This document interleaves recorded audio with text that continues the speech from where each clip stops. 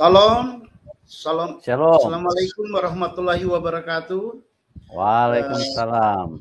Waalaikumsalam. Saudaraku yang dikasih oleh Tuhan Yesus, dimanapun Bapak, Ibu, saudaraku yang berada, baik teman-teman kami dari Kristiani maupun dari Muslim, saya mengucapkan selamat malam.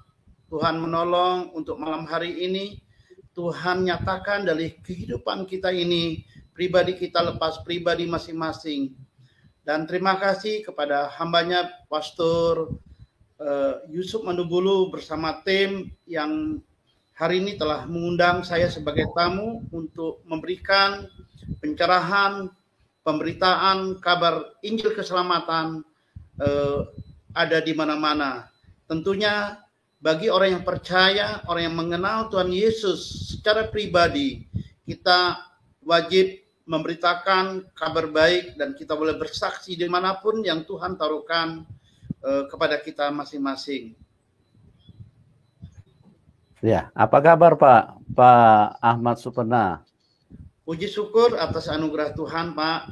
Baik-baik, kami ada di pulau ini baik-baik, ya bersyukur diberikan kesehatan, iman, kesetiaan, dan ketaatan kita kepada Tuhan. Tuhan selalu menolong kita, baik saya secara pribadi, istri dan anak-anak, dan bahkan tim dari Pak Yusuf, Pastor Yusuf yang ada di tempat. Ya, puji Tuhan, luar biasa sekali. Jadi kami juga terima kasih nih Pak Supena menjadi narasumber pada malam hari ini. Bapak punya kesaksian luar biasa bagaimana Bapak melayani Tuhan dengan tantangan yang tidak sedikit, bagaimana Bapak memenangkan mereka, ya, menyelamatkan mereka dari orang-orang yang tidak mengenal Tuhan, yang tidak mengenal kebenaran, orang-orang yang hidup di dalam kegelapan, tapi dengan giat, dengan gigi Bapak terus menyampaikan, menyuarakan Injil. Itu luar biasa sekali dan itu sangat sangat berkenan kepada Tuhan. Dan Pak Ahmad Supena, mungkin Bapak bisa memulai dari latar belakang dulu, bagaimana Bapak dulu bisa bisa kenal Tuhan. Kan Bapak dulu seorang tokoh, ya, artinya seorang yang dari non-Kristen atau dari agama yang lama. Bapak seorang yang bukan, ya istilahnya bukan orang sembarang, ya orang yang punya pengaruh. Bahkan Bapak juga dulu pernah merusak gereja. Nah, kenapa Bapak bisa artinya bisa sampai percaya kepada Tuhan Yesus? Bapak bisa ceritakan dulu, Pak, bagaimana perjalanan Bapak? Ya. Boleh saya kutip daripada satu kitab Paulus, yaitu kitab Roma, Roma 10 ayat 13, 14, 15 nanti akan saya sampaikan. Demikian firman Tuhan dalam kitab Roma 10 ayat 13, sebab barang siapa yang berseru kepada Tuhan, sebab barang siapa yang berseru kepada nama Tuhan akan diselamatkan. Ayat 14, tetapi bagaimana mereka dapat berseru kepadanya jika mereka tidak percaya kepada Dia? Bagaimana mereka dapat percaya kepada Dia jika mereka tidak mendengar tentang Dia? Bagaimana mereka mendengarkan tentang Dia jika tidak ada yang memberitakannya? Ayat 15, ayat terakhir dalam satu perikop ini. Dan bagaimana mereka dapat memberitakannya jika mereka tidak diutus? Seperti ada tertulis, betapa indahnya kedatangan mereka yang membawa kabar baik. Ya, bersyukur, haleluya, saudaraku dimanapun berada. Saya ini bukanlah orang-orang yang baik, saya ini bukanlah orang yang terpandang dalam keluarga saya, tapi Tuhan udah nyatakan dari masa kecil saya anak-anak, ada beberapa orang mengatakan kamu kelak akan menjadi seorang pemimpin, seorang pendakwah. Tapi dalam hal tanda kutip, pendakwah yang bagaimana kan itu.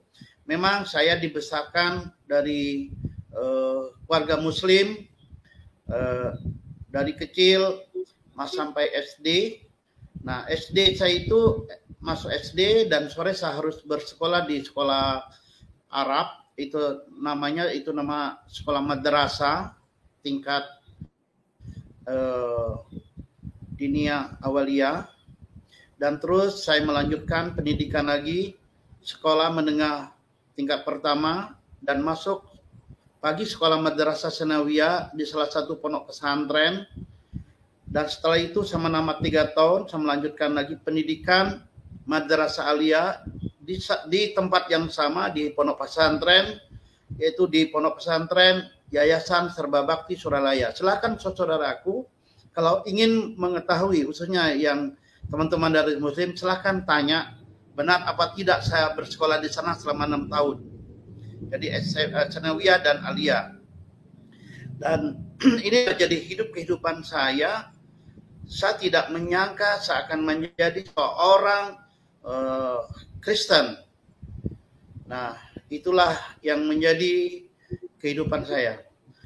Pada masa dewasa saya sudah memutuskan untuk berpindah satu agama yang dulu agama saya adalah agama Islam dan mengikuti agama yang baru, yaitu pengikut Isa Al-Masih atau dikenal pengikut Yesus Kristus, karena Tuhan satu-satu adalah juru selamat bagi saya dan saudara-saudara dimanapun berada. Bapak Ibu yang terkasih oleh Tuhan, malam ini saya diundang oleh hambanya Pastor Yusuf Manugulu untuk saya kesaksian untuk kedua kali ini di tempat beliau. Dulu saya pernah kesaksian pada tanggal 23 Agustus yang lalu, tahun 2020. Jadi saya bukan memaksakan diri untuk merusakkan gereja orang. Karena dari hati nurani saya, akhir menjadi saya berbuat dosa untuk merusak rumah tempat ibadah. Karena pada waktu itu saya tidak tahu apa yang akan terjadi pada pribadi saya, pada hati saya. Untung benar atau baiknya, rugi atau tidak ruginya. Karena bagi saya waktu itu saya masih Muslim, merusak salah satu agama di luar agama Islam, termasuk saya adalah seorang penjihad. Jihad di sini tanda kutip bukan jihad untuk membunuhkan orang, tapi jihad orang tidak bisa melakukan untuk ibadah secara iman mereka. Nah, selain masjid yang saya rusakkan, ada satu lagi, selain gereja yang saya rusakkan, ada satu juga masjid yang saya rusakkan juga, karena pada waktu itu pemerintah juga melarang satu organisasi ini tidak ada di tanah air, lebih-lebih ada di daerah India, karena pusatnya juga ada di India, di Lahore. Itu saudaraku. Dan saya tidak merasa menyesal saya merusak gereja orang. Tidak, saya sangat menyesal. Saya bangga pada waktu itu. Dan akhir Tuhan tangkap saya pada tanggal bulan November tahun 2008 itu. Dan akhir saya menyatakan kepada imam-imam daripada gereja-gereja yang saya temuin satu persatu, mereka mengatakan, Bapak, kami mohon maaf tidak bisa untuk menolong Bapak untuk diskusi tentang apa yang terjadi pada Bapak. Dan orang-orang tersebut sekarang masih ada yang dulu saya, ya bahasa saya sekarang ini untuk sharing, saya untuk berpindah dari agama Islam ke agama Kristen. Terima kasih. Itu saudaraku, itu kesaksian sangat pendek sekali. Ya, Pak Ahmad Supena itu bagaimana Bapak sampai bisa percaya kepada Tuhan Yesus, Pak? Kan Bapak di dalam kegiatan merusak gereja, Bapak tidak ada rasa penyesalan atau tidak ada, artinya Bapak menganggap itu sebagai satu ibadah begitu ya. bahwa Bapak melakukan itu dengan istilahnya satu tuntutan di dalam keagamaan yang Bapak percaya. Nah, bagaimana Bapak bisa mengenal Tuhan Yesus sedangkan Tuhan Yesus ini merupakan ya pribadi yang Bapak tidak sukai gitu loh. Ya, saya merasa merusak tempat rumah ibadah orang Kristen pada waktu itu, saya merasa bangga. Memang tuntunan dalam ajaran agama Islam pada waktu itu sebenarnya tidak ada. Hanya itu sifat pribadi kita kepada Allah. Jadi saya tidak merasa berdosa, saya bangga sekali pada waktu itu. Nah, pada bulan Desember tahun 2008 saya mulai dihantuin, saya merasa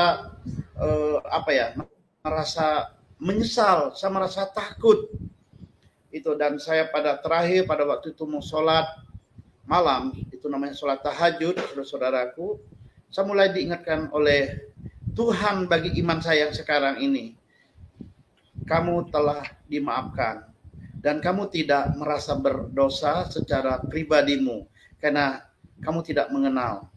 Nah, disitulah saya mulai menyesal apa yang saya perbuatkan itu. Ya, karena nasi udah jadi bubur tidak mungkin kan menjadi nasi. Ya udah, saya mohon pertolongan kepada Allah, saya mohon minta maaf. Tidak lama dari itu kejadian lagi, saya karena ada tokoh agama mengatakan, Pak, ini kan ada satu organisasi Islam di India, yaitu di Lahore, atau dikenal sekarang, mohon maaf, Ahmadiyah Qadian. Nah, saya ikut merusak lagi tempat ibadah mereka. Memang itu pada waktu pemerintah daerah melarang untuk mereka untuk beribadah, itu karena keyakinan mereka ada dua, keyakinan Islam dan keyakinan Kristen. Jadi mereka pemerintah menganggap mereka dua keyakinan, Islam dan Kristen. Tapi sebenarnya mereka itu berpaham dengan Ahmadiyah, berpaham dengan ini sama Mirza Ghulam Ahmad itu. Nah, dari situlah saya dituntun oleh Allah dengan rasa penyesalan. Saya harus mengakhiri daripada keyakinan saya Islam ke Kristen, karena satu-satunya juru selamat bagi kita adalah Tuhan Yesus. Ini salah satu ayat sumber keyakinan kita. Saya akan baca dalam kitab Injil Matius pasal yang ke-28 ayat yang ke-19 dan ayat ke-20. Kitab Injil Matius pasal yang ke-28 ayat 19 dan ayat ke-20. Karena itu pergilah, jadikanlah semua bangsa muridku, dan baptislah mereka dalam nama Bapa dan Anak dan Roh Kudus. Ayat yang ke-20, dan ajarlah mereka melakukan segala sesuatu yang telah kuperintahkan kepadamu, dan ketahuilah, aku menyertai kamu senantiasa sampai kepada akhir zaman. Nah, dari situlah awalnya saya minta dibaptis atas nama Bapa, Tuhan Yesus Kristus, Anak dan Roh Kudus. Nah, Pak Ahmad, Pak Supena, ya. Dulu kan Bapak kan tidak suka. Itu kan ada peristiwa apa di dalam diri Bapak sampai kok tiba-tiba mau mempercayai Tuhan Yesus? Kan Bapak waktu melakukan kegiatan perusakan gereja itu kan Bapak kan tidak ada penyesalan. Malah Bapak bangga, Bapak bisa merusak gereja. Nah, artinya Bapak kan anti kepada kekristenan. Apa yang terjadi di dalam batin Bapak sampai Bapak tiba-tiba merasa menyesal atau merasa ketakutan dan Bapak akhirnya memilih untuk mengikut Tuhan Yesus? Bagaimana suasana batin Bapak pada waktu itu, Pak? Bisa diceritakan kepada kami, Pak? Saya pada waktu itu setelah kejadian 1 bulan November itu, dan di Desember itu saya gelisah. Hati saya mau melakukan sholat, saya merasa berdosa, ya kan? Biasa saya tekun ya melaksanakan sholat, baik sholat Zuhur, Asar, Maghrib, Isya, dan Subuh, bahkan sholat-sholat sunnah, baik sholat duha, sholat rawatib, ya, sholat qobliyah dan ba'da sebelum dan sholat wajib, dan sholat istiharo, dan sholat tahajud, ya, biasa dilaksanakan malam hari itu. Saya merasa gelisah dan merasa saya berdosa. Nah, di akhir saya sholat, udah rakaat yang ke-10, ada sesuatu yang datang ke saya tapi tidak menampakkan wajahnya. Beliau berkata, ya, saya nggak tahu tuh arti dari mimpi yang apa ya, daripada saya jumpakan pada malam hari itu. Dia berkata begini, apapun yang kau lakukan itu bukan kesalahanmu, karena itu aku telah menebus dari segala dosa-dosamu. Nah, akhir saya ceritalah ada berapa para pendeta-pendeta, salah satu ada pastor di pulau. Saya tanya, Bapak, karena Tuhan telah menghampiri Bapak, dia mengatakan Bapak telah diampunin dari segala dosa. Nah, saya tanya lagi kedua kali ke salah satu pastor itu, pastor Katolik, karena Bapak harus merasakan apa yang Bapak lakukan sehari-hari ini, merasa berdosa atau tidak, tapi Tuhan telah mengampunin. Dan pastor itu tidak mengatakan saya harus pindah agama, meninggalkan agama saya yang dulu, enggak. Akhirnya saya masih sholat lah sampai akhir di bulan Januari tahun 2009. Akhirnya datang lagi, saya berdialog dengan salah satu sinode gereja. Mereka mengatakan, silakan Bapak berdoa. Dan akhirnya saya pikir-pikir 3 bulan setelah kejadian itu saya memutuskan, saya tinggalkan. Nah, pas saya mau minta dibaptis dari ada berapa orang, ada berapa gereja, mereka menolak. Khawatir saya sebagai mata-mata atau sebagai saya hanya berpura-pura. Akhirnya saya ditolak dari satu gereja ke gereja lain. Akhirnya saya harus berdiskusi dengan satu sinode gereja yang ada di Jakarta. Kebetulan saya. Ya, sabar ya teman-teman. Ini kelihatannya ada gangguan ya. Apa mungkin mati lampu kali di tempat narasumber. Sabar ya, kita lagi upayakan dulu nih. Ya. Jadi memang untuk kendala teknis seperti penerangan, lampu, dan juga sinyal internet, kami itu di luar kendali kami karena memang itu semua dari luar ya. Jadi artinya dalam keterbatasan kami memang mencoba untuk berusaha agar bisa memberikan yang terbaik, tapi kalau soal masalah teknis ya kita akan coba upayakan lagi. Ya, ini kelihatannya mungkin lampunya atau penerangan yang tidak berfungsi ya. Kita berharap bisa segera teratasi supaya kita bisa lanjutkan tentang apa yang beliau alami di dalam Tuhan. Ya, kita akan hubungkan kembali dulu ya. Memang ya narasumber berada di tempat yang agak di pedesaan atau di tempat yang jaringan atau teknisnya kurang maksimal. Ya. Oke, ini barusan ada informasi kalau narasumber sedang mati lampu, ya penerangannya sedang mati, sedang offline. Ya, kita akan coba kembali ya. Mudah-mudahan bisa segera teratasi. Ya, kita coba dulu untuk bisa bisa terhubung kembali. Ya, kita akan maksimalkan ulang. Jadi memang kita sebagai manusia sudah seharusnya kita sedikit lebih teliti terhadap apa yang kita imani, sedikit kita lebih bersungguh-sungguh untuk mempelajari supaya jangan sampai bahwa iman kita ini justru tertuju kepada pribadi yang salah.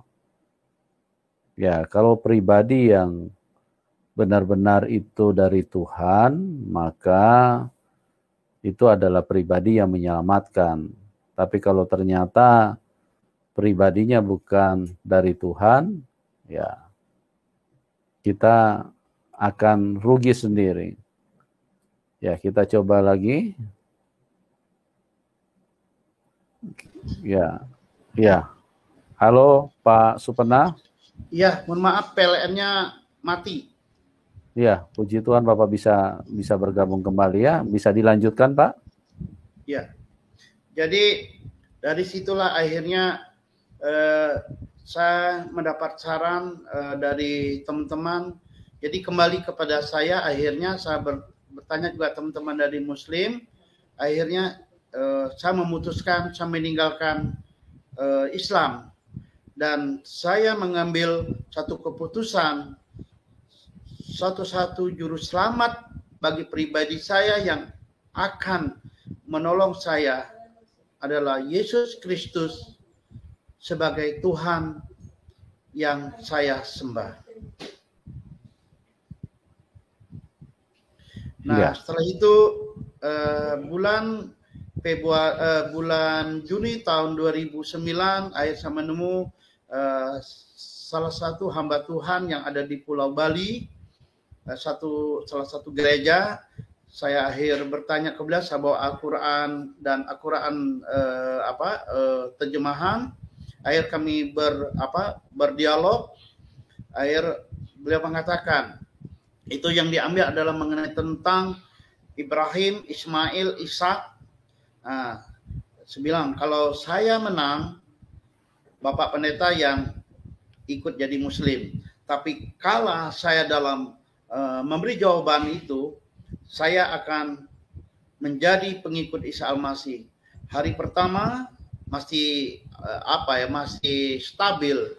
Hari kedua masih stabil. Hari ketiga akhirnya saya kalah, saya tidak bisa memberikan suatu pemahaman yang baik tentang pengorbanan seorang Ismail dan Ishak. Ternyata yang dikorbankan adalah kesetiaan dan ketaatan seorang Ibrahim. Maka Ibrahim bagi saya adalah Abraham. Abraham, Ibrahim sama, satu bapak adalah bapak leluhur. Akhirnya pada bulan Juni tanggal 2 saya memutuskan minta dibaptis.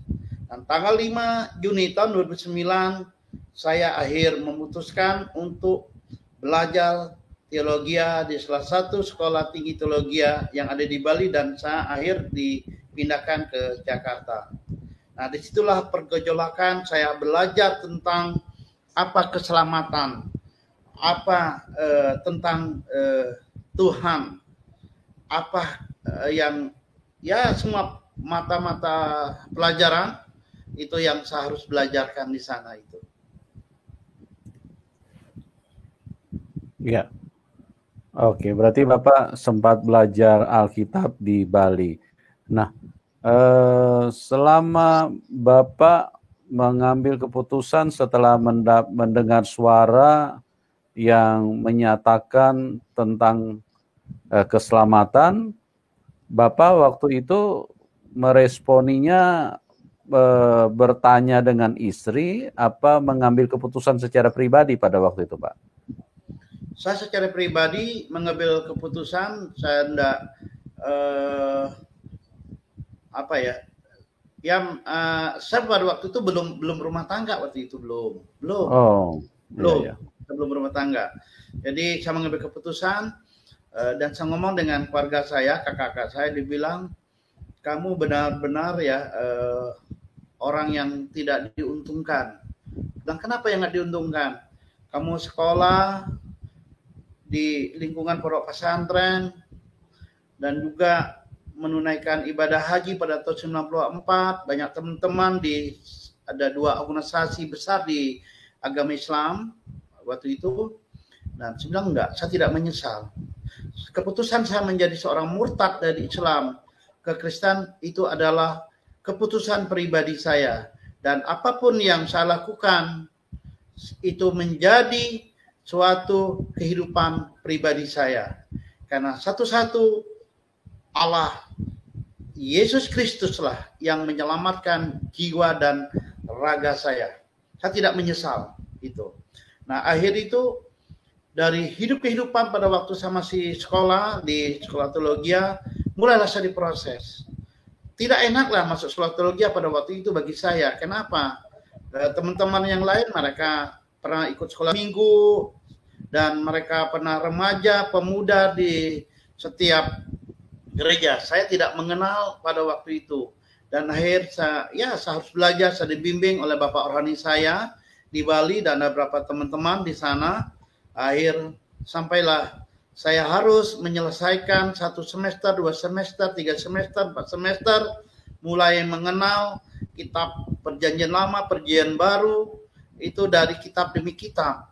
Saya harus belajar lagi apa hubungan manusia kepada Tuhan dan apa hubungan kita kepada manusia, dan saya harus belajar ada berapa tahun itu, dan itulah keputusan yang saya ambil. Bagi saya tidak menyesal sama sekali, dan dari proses itu saya harus bersyukur atas anugerah yang Tuhan berikan. Saya harus menyelesaikan pendidikan teologi. Saya kebetulan mengambil jurusan pastoral kependetaan pada waktu itu. Nah, setelah selesai menyelesaikan itu, saya harus bergabung di satu sinode gereja, dan saya memulai mengikuti di situ. Dan akhir saya diutus oleh mereka untuk sebagai pemberita Injil. Nah, mulai dari Jakarta, Bekasi, habis itu saya di Jawa Tengah, di kota Jawa Tengah, ya, itu di Tegal. Habis itu saya dipindahkan lagi salah satu pulau. Pulau cukup besar pulau ini. Saya bersyukur pada Tuhan, apapun yang saya kerjakan, Tuhan tidak pernah meninggalkan saya. Tuhan menolong saya semuanya itu, karena berkat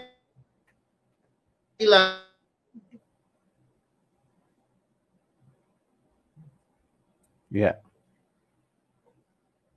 Pak Supena.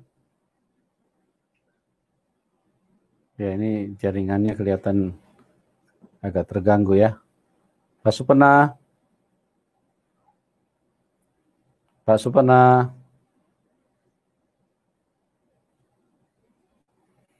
Ya, teman-teman sabar sebentar, ini ada gangguan sinyal. Narasumber kelihatannya tidak bisa menangkap apa yang kami sampaikan. Jadi kita akan coba sambungkan kembali. Kita akan coba kembali untuk telepon untuk hubungkan kembali dengan narasumber. Jadi seperti itu ya teman-teman ya, bahwa kita harus memiliki satu keyakinan yang terarah, yang benar ya, karena kalau keyakinan itu tidak benar, kan yang rugi kita sendiri. Ya, kita akan menerima dampaknya yang sangat tragis. Artinya jangan sampai kita tidak selamat. Ingat, manusia itu butuh juru selamat. Ya. Kenapa? Karena kalau tanpa juru selamat, hidup kita ini, perasaan kita, hati nurani kita dikendalikan oleh kegelapan. Ya, banyak orang yang tidak menyadari apa yang mereka perbuat justru mengorbankan orang lain, tapi di dalam kebodohan mereka berbangga diri. Mereka merasa ada suatu kepuasan karena mereka telah melakukan hal-hal yang mungkin dianggap baik oleh organisasi, mungkin dianggap baik oleh kepercayaan mereka. Tapi pada dasarnya kita melihat dari buahnya, kata Tuhan Yesus. Dari buahnya dikenal siapa Tuhannya. Gitu. Nah, ini kalau sampai seandainya Tuhan yang kita imani adalah Tuhan yang salah, dan dia akan mentransferkan semua pemikiran yang salah. Dia akan mengajarkan hal-hal yang salah. Dia akan membuat kita bisa saling membenci, kita bisa saling iri hati, kita bisa saling menyerang, kita bisa saling membunuh. Itu adalah ciri-ciri di mana Tuhan yang salah yang diimani oleh orang-orang yang tidak mengetahuinya. Tetapi apabila kita mengimani kepada Tuhan yang benar, maka itu akan menjadi berbeda. Itu akan menjadi luar biasa. Karena kita pun terarah, kita pun akan dicerahi, kita pun akan dimurnikan. Kita menjadi tahu siapa Tuhan yang benar. Tuhan yang benar adalah Tuhan yang bisa dialami. Tuhan yang benar adalah Tuhan yang bisa memberikan pengajaran-pengajaran yang benar. Tapi kalau seandainya Tuhan tidak benar, ya maka semuanya akan memberikan ketransparanan yang sama sekali perlu menjadi diragukan, karena apa yang diajarkan, apa yang dibimbing, apa yang diterapkan itu semua hanya bersifat ajaran-ajaran yang justru merugikan manusia itu sendiri. Nah, kita harus hati-hati. Sekali lagi ya teman-teman ya, hati-hati dan carilah Tuhan yang benar. Pikirkanlah keselamatanmu, karena hidup ini tidak ada pengulangan. Kalau engkau di dalam dunia ini engkau salah beriman kepada Tuhan yang salah, maka engkau akan mati binasa selama-lamanya. Tapi kalau engkau adalah menyembah Tuhan yang benar, maka hidupmu akan menjadi luar biasa. Karena apa? Karena engkau bisa diselamatkan. Engkau bisa menerima kerajaan surga. Oke, kita coba lagi ini narasumber, mudah-mudahan bisa. Oke. Pak Supena? Ya Pak, mohon maaf. Ya, nggak apa-apa Pak, dilanjutkan Pak. Jadi keputusan itulah yang saya ambilkan. Bagaimanapun itu semuanya itu kembali kepada kita masing-masing. Sebab mengikuti Tuhan Yesus itu adalah harga yang harus kita bayar. Dan itulah ada beberapa ayat yang telah saya bacakan tadi. Karena kalau kita telah menerima Tuhan Yesus, kita benar-benar harus memberitakan kabar baik keselamatan kepada setiap orang yang mereka harus dengarkan. Baik, Pak. Oke. Terus Pak Supena, ini Bapak bisa jelaskan bagaimana pelayanan yang Bapak lakukan setelah Bapak mempercayai Tuhan Yesus.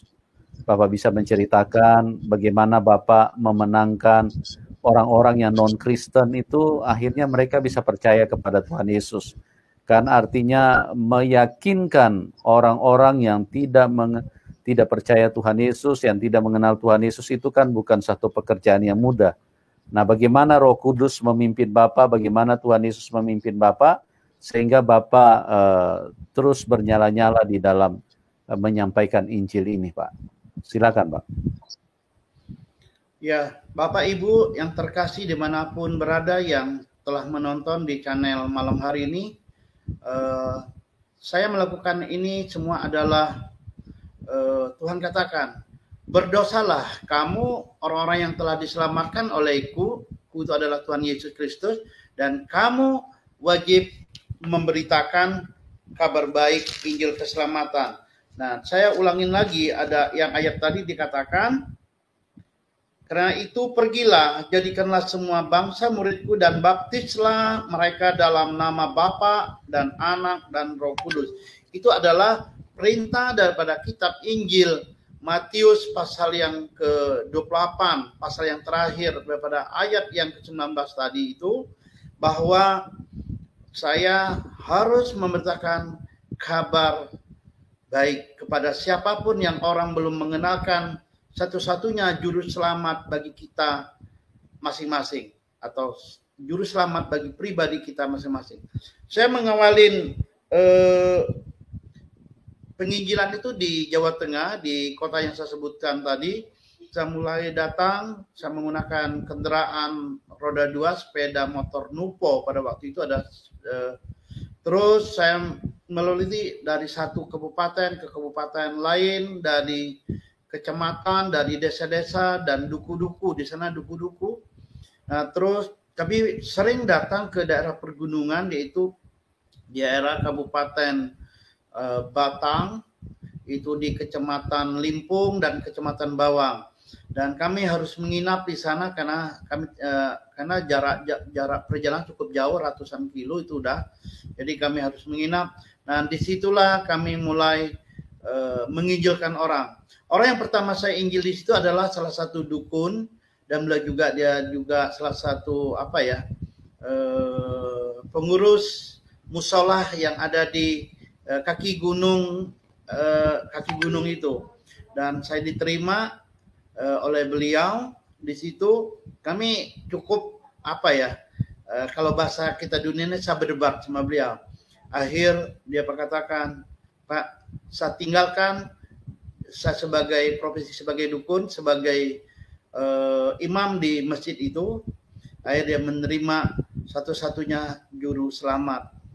Dan tidak lama akhirnya juga beliau meninggal bersama Tuhan, meninggal dunia ya itu. Dan ada satu rumah yang terima kami di sana, yaitu keluarga besar dari Muslim juga. Dan juga beliau, setiap kami datang ke sana, selalu beliau mengasih tahu ke saya, itu saya punya teman. Saya datang satu persatu. Nah, saya bersaksi bahwa Tuhan selalu memberikan pengampunan kepada kita, karena kita adalah orang-orang yang berdosa. Saya cerita kehidupan pribadi saya sebagai seorang penginjil, dan mereka mau menerima kita, dan mereka juga memutuskan untuk menerima Tuhan Yesus sebagai juru selamat secara pribadi bagi mereka. Nah, saya dari minggu ke minggu saya harus berjalan sesuai dengan tugas saya sebagai penginjil di daerah Jawa Tengah bagian utara, yaitu Eksiden Pekalongan. Terus saya menghabiskan waktu di sana lebih kurang hampir 7 tahun kami di sana di Jawa Tengah, dan akhirnya saya harus kembali dipanggil oleh Sinode untuk kembali ke Jakarta. Saya harus mengakhiri masa pelayanan saya di Jawa Tengah. Dan tahun kemarin Agustus 2020 saya harus ke tempat yang baru, tempat pelayanan baru, yaitu penginjilan ke satu pulau, yaitu pulau besar yang ada di daerah tempat saya ini. Nah, sebelum saya berangkat ke tempat pelayanan yang baru, saya ditantang oleh satu sinode kita ini, Pak, Bapak bisa memenangkan teman-teman dari pemulung. Dan kami hampir tiap hari lah ya, kita datang ke pemulung di daerah Tangerang, karena Tangerang kan dibagi 3 ya, 2 kota, 1 kabupaten. Dan saya datang ke pemulung itu, mereka awal-awal tidak mau terima kita, ya kan. Akhir saya terus berjumpa dengan beliau, terus berjumpa lagi satu keluarga lagi, berjumpa satu keluarga lagi. Akhir dari itu kelompok itu akhirnya menerima kita. Kami bersaksilah dalam kehidupan itu. Ya, bersyukur ada murid saya, anak orani saya, kami menangkan mereka itu satu keluarga. Akhirnya kami menang lagi keluarga yang lain itu. Akhirnya saya ada berapa bulan di sana, saya diutuskan ke tempat pelayanan yang baru itu.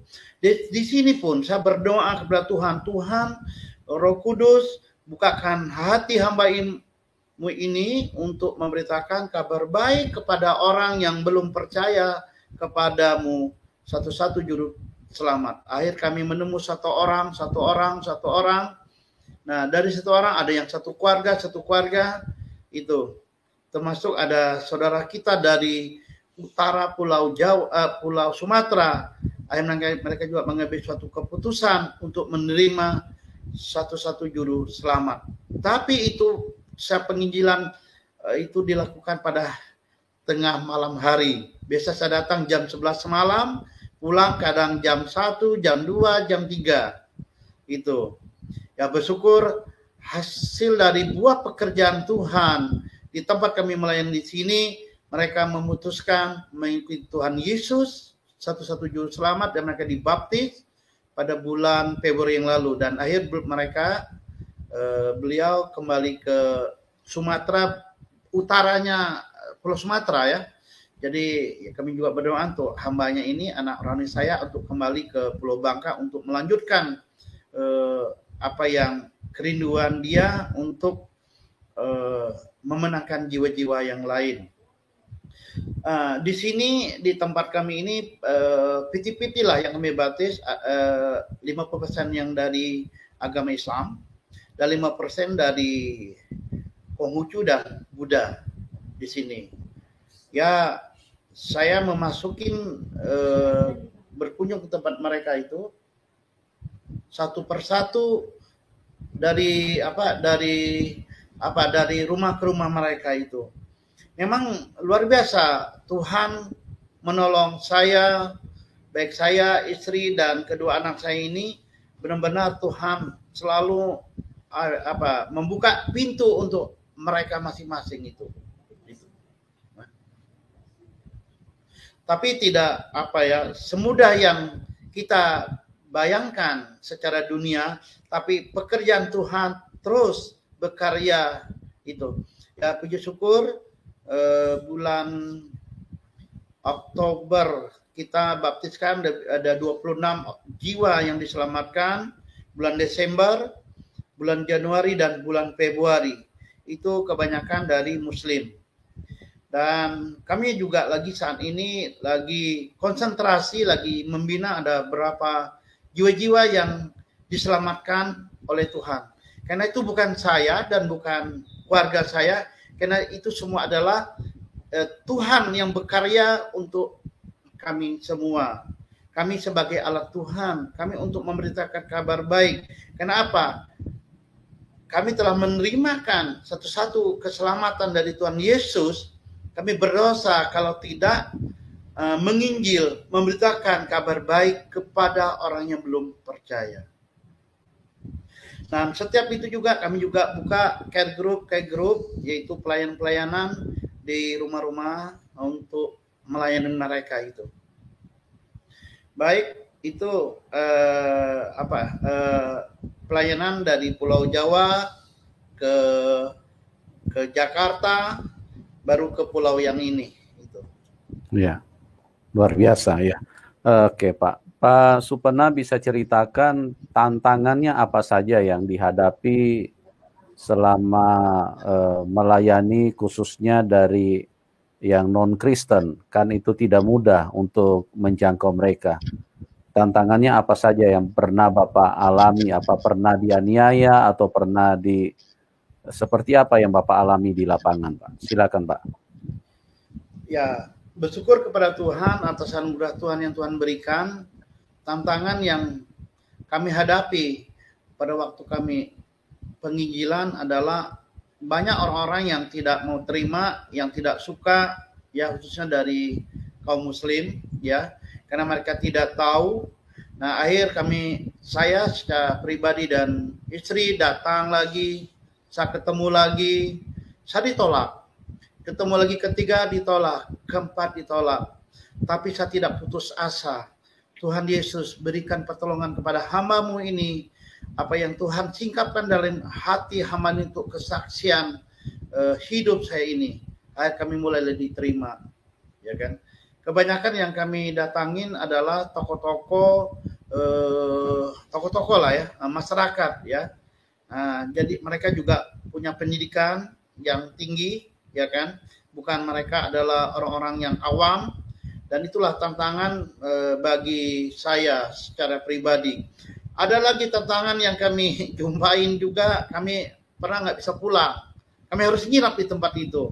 Kami pikir kami akan mengalami sesuatu, tapi bersyukur ya salah satu mantan kepala desa di daerah Bangka Selatan, yaitu ya, beliau akhirnya kami bisa berteman dengan beliau, dan akhirnya beliau boleh mengenal satu-satu juru selamat Tuhan Yesus Kristus. Dan beliau mengajak saya ke kebun durian, kami ikut memetik durian di sana ya. Tapi waktu itu ya kami ditolak sama mereka. Mereka bilang, untuk apa ya Bapak bersaksi, Bapak menerangkan juru selamat. Itu tantangan. Ada lagi kami di satu kecamatan Paritiga, itu pemekaran dari kota itu. Jadi itu orang Konghucu yang taat, yang setia mereka ya. Kami diusir itu, nggak boleh. Dan akhir kami datang lagi 2 minggu lah saya datang lagi, 3 minggu saya datang lagi. Akhirnya malam-malam saya berjumpa dengan mereka jam 11 malam.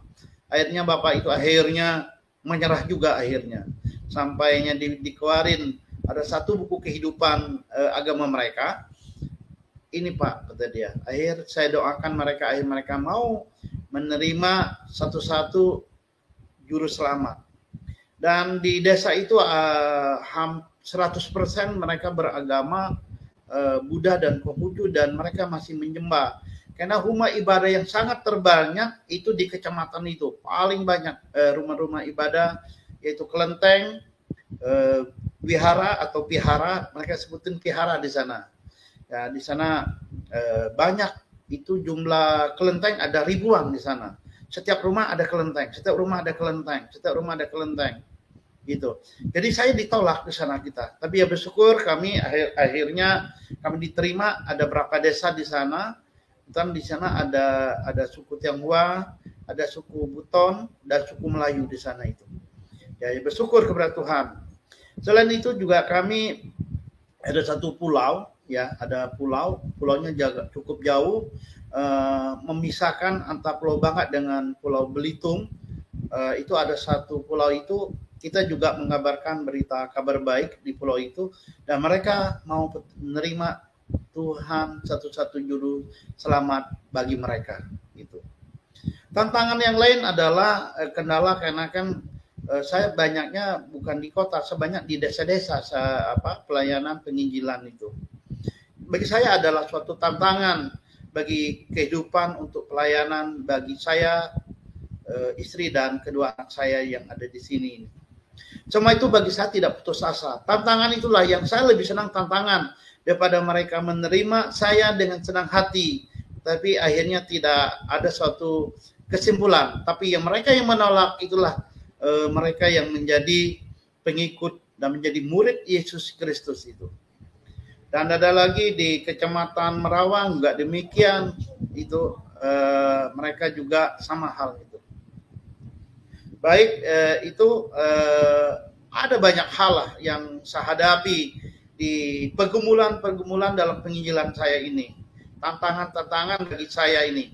Tapi tantangan ini bagi saya tidak mundur. Saya tidak undur untuk melayani Tuhan. Saya harus terus maju.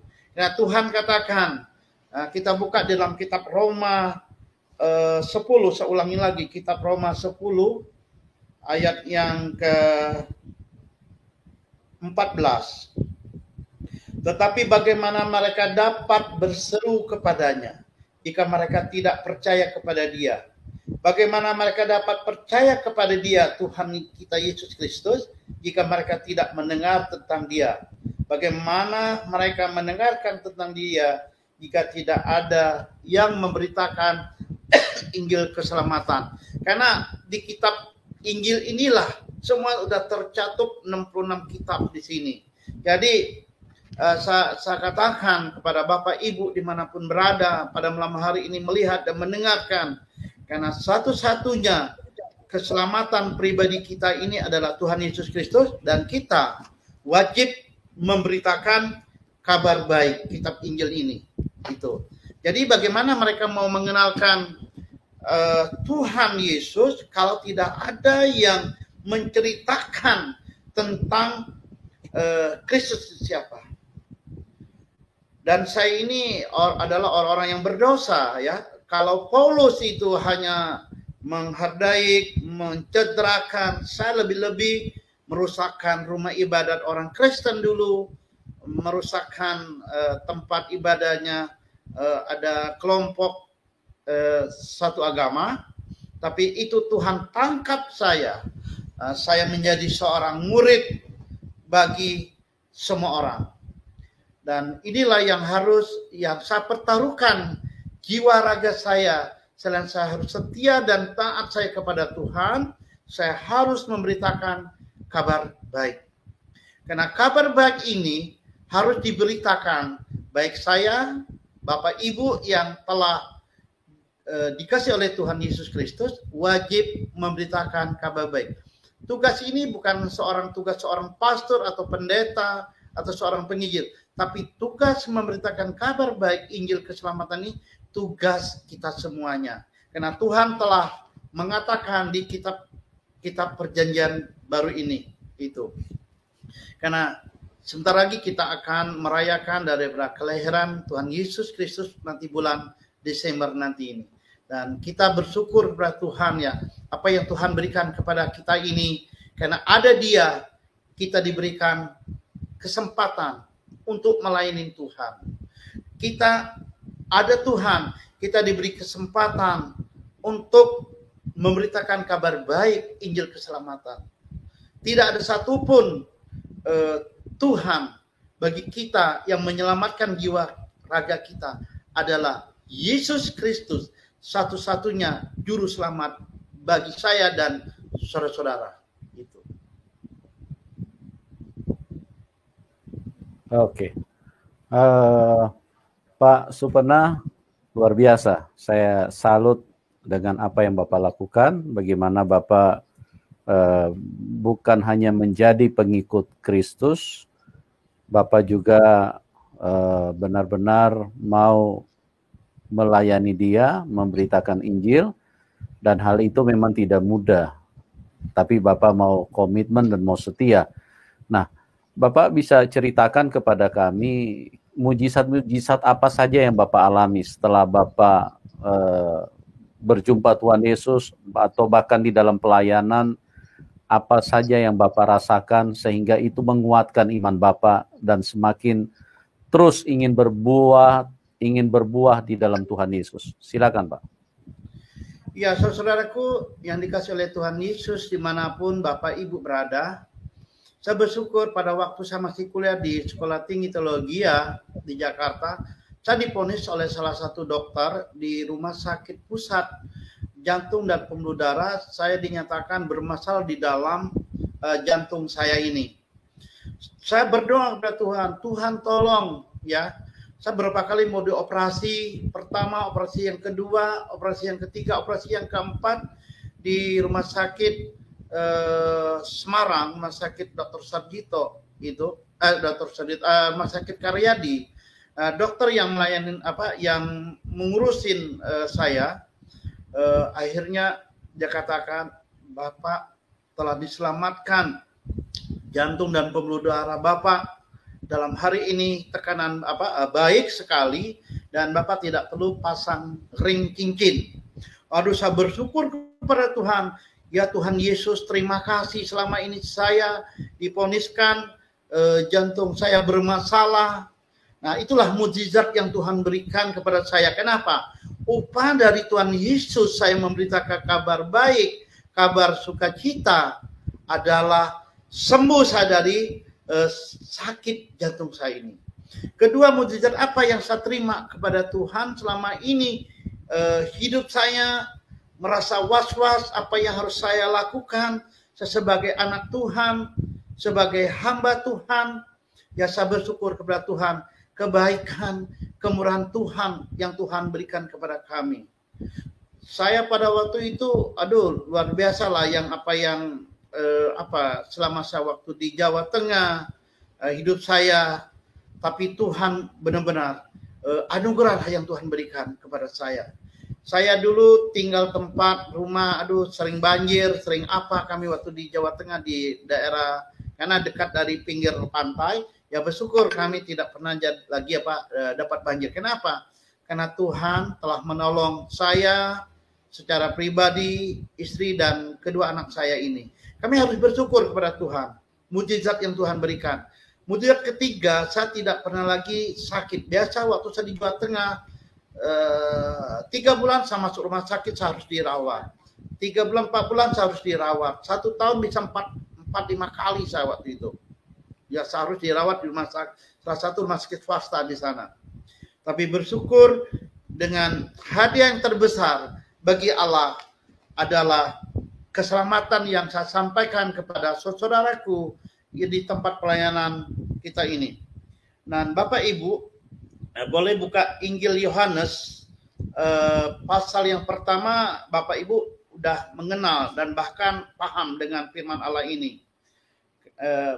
Pasal yang pertama, ayat yang pertama, pada mulanya adalah firman. Firman itu bersama-sama dengan Allah dan firman itu adalah Allah. Ya, pada mulanya bersama-sama dengan Allah.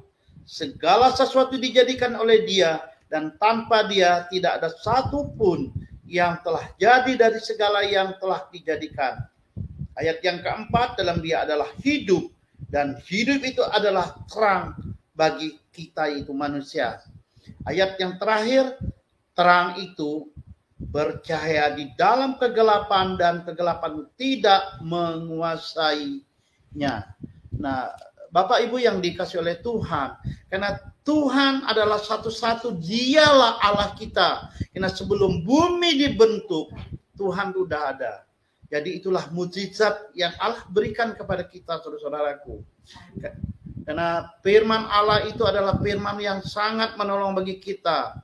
Tidak ada satu pun Tuhan yang menyelamatkan kita adalah Allah.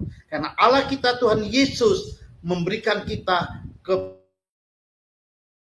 keselamatan dari Dia. Jadi Bapak Ibu yang masih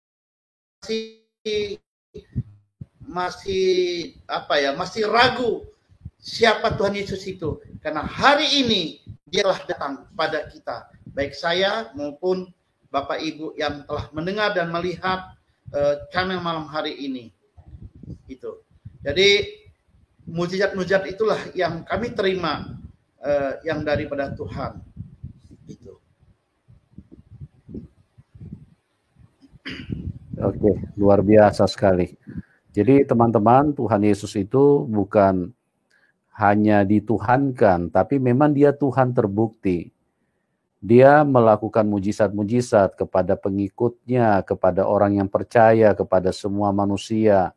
Dan memang itu adalah satu pembuktian yang mutlak bahwa Dia adalah Tuhan. Karena kalau kita katakan Dia Tuhan, Dia Maha Kuasa. Nah, kalau Anda tidak mengalami kuasa Tuhan, berarti mohon maaf, dipertanyakan apakah benar Anda memiliki Tuhan. Tapi kalau kita mengalami kuasa Tuhan, orang lain mau tidak percaya, itu tidak masalah. Tapi kita sendiri pribadi, kita mengalami Tuhan. Artinya kita merasakan kuasanya yang besar, itu terjadi di dalam hidup kita. Dan itu menguatkan, itu penting sekali.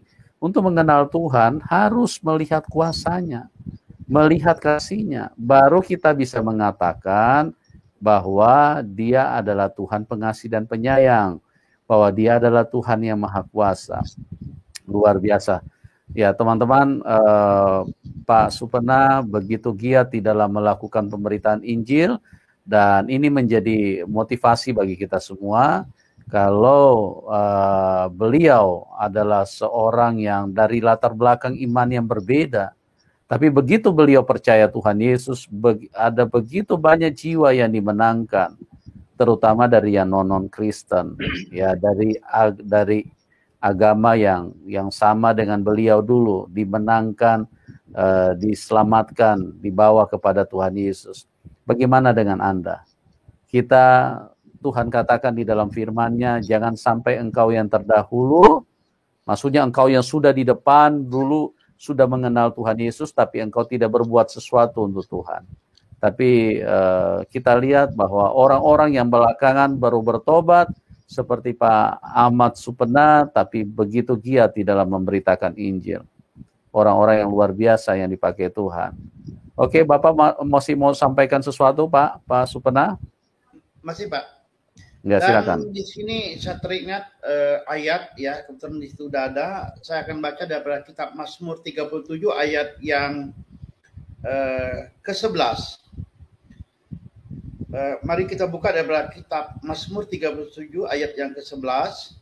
Tetapi orang-orang yang rendah hati akan mewarisi negeri dan bergembira karena kesejahteraan yang berlimpah-limpah. Dulu saya adalah orang yang berdosa, orang yang mencelakai, dan saya mengajak orang-orang dari Katolik dan Kristen untuk menjadi orang Islam. Dan hari ini Tuhan telah buktikan apa yang Tuhan lakukan di dalam Mazmur 37 ayat 11 ini, bagaimana Tuhan memberikan kita berlimpah-limpah. Ya, berlimpah-limpah yang pertama adalah Tuhan telah memberikan kesehatan kepada kita. Tuhan telah menolong kita daripada sakit penyakit, kita susah dalam ekonomi, dari susah untuk belajar, untuk sekolah, tapi Tuhan memberikan kita kesejahteraan karena Tuhan telah melimpah-limpah kepada pribadi kita ini. Karena setiap anak Tuhan yang percaya, dia adalah juru selamat kita, dia membimbingkan kita baik secara pribadi, keluarga, kepala rumah tangga, seorang bapak, seorang imam bagi rumah tangga kita. Kita diwariskan dari Tuhan, itu berkat yang tidak Tuhan berikan kepada orang lain adalah iman Kristen. Kedua adalah iman kesehatan. Ketiga adalah iman berkat. Nah, jadi saudaraku, kita yang orang yang telah percaya, ya, kita harus rendah hati, kita mawas diri, kita tidak bermegah-megah. Dan selanjutnya, apa yang Tuhan taruhkan kepada kita ini adalah bagaimana pengorbanan kita, yaitu Tuhan mati di kayu salib untuk menyelamatkan saya dan saudara-saudara, dan bagaimana mengaplikasikan daripada firman Allah yang hidup ini adalah kita wajib menyerahkan diri kepada Tuhan. Apapun yang kita miliki dari Tuhan, kita memberikan untuk pekerjaan Tuhan. Kita menolong setiap hamba-hamba Tuhan, dimanapun mereka berada, baik yang ada di kota, yang ada di darat, yang ada di pulau, ada di desa-desa yang terpencil. Banyak hamba-hamba Tuhan yang harus kita support, kita menolong mereka. Karena apa? Kita telah diberikan oleh Tuhan adalah berkat yang berkelimpahan. Itu saudaraku. Dan itulah kesaksian hidup saya malam hari ini. Tuhan selalu menolong saya dan Bapak Ibu dimanapun berada, baik yang ada di Indonesia, yang ada di Malaysia, yang ada di Timur Tengah, bahkan di Eropa. Bahkan banyak orang-orang dengan mendengarkan kesaksian dari channel Pastor Yusuf Manubulu, banyak orang yang dimenangkan. Kita support, kita dukung setiap pekerjaan Tuhan, khususnya untuk YouTube daripada Pak Yusuf Manubulu, bahkan untuk tim beliau. Kita support, yang pertama yang kita support adalah pengharapan kepada Tuhan, yaitu kita mendoakan mereka. Itu support yang lain adalah kalau kita mempunyai sesuatu, kita support kepada untuk pekerjaan Tuhan. Baik itu Bapak Ibu yang terkasih oleh Yesus Kristus yang telah diselamatkan, dan itulah kesaksian kecil, kesaksian hidup saya sebagai pelayan Tuhan. Haleluya. Terima kasih banyak Pak Ahmad Supena. Anda luar biasa sekali dipakai Tuhan. Sama-sama. Banyak memenangkan jiwa dan ke tempat-tempat yang terpencil, ke tempat-tempat yang banyak orang tidak lirik, tidak ingin pergi ke sana. tapi Pak Supena ini dengan begitu giat melakukan terus karena merasa berhutang budi kepada Tuhan. Tuhan Yesus begitu baik, telah mengampuni dan telah menyelamatkan dan menyediakan surga buat kita semua. Itulah yang dilakukan oleh Pak Supena.